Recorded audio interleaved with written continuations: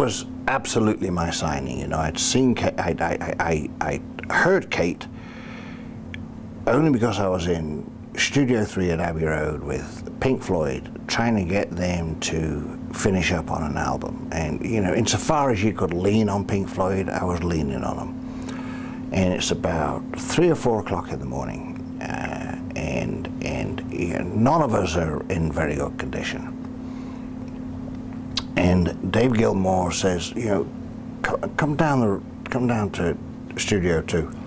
I've got a tape I want you to hear. I go down to Studio 2 and he plays me this tape of 4 really well-produced demos, but I mean these were, you know, well-produced demos of Kate.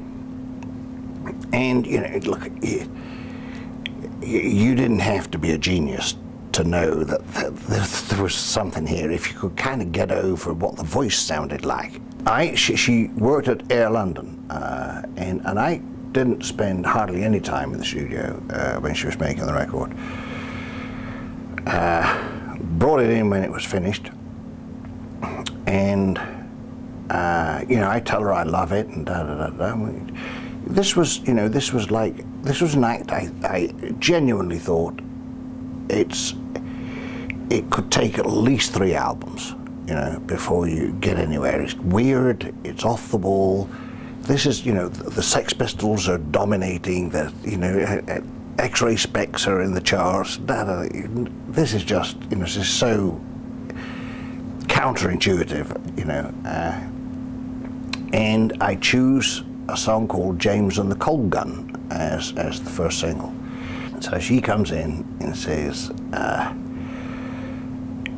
they tell me that you want James and the Cold Gun as the first single. I said, yeah, why? She said, it should be Wuthering Heights. And I go, Kate,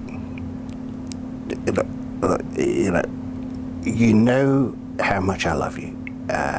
I'm your biggest supporter here. I signed that, I give that whole speech, and I go, now, during the recording of the album, did I come down to the studio and say, you know, you should be doing it this way, or we should be doing it that way? No, I didn't. So you shouldn't be coming into my office and telling me how to do my job. Whereupon she burst into tears. And I go, okay, all right, enough already. Here's the deal.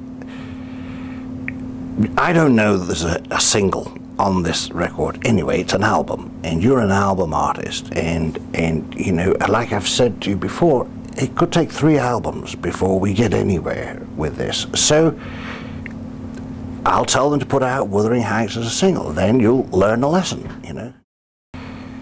I think it went to #1 in 4 weeks, and it stayed there for God knows how long, you know, so who knows.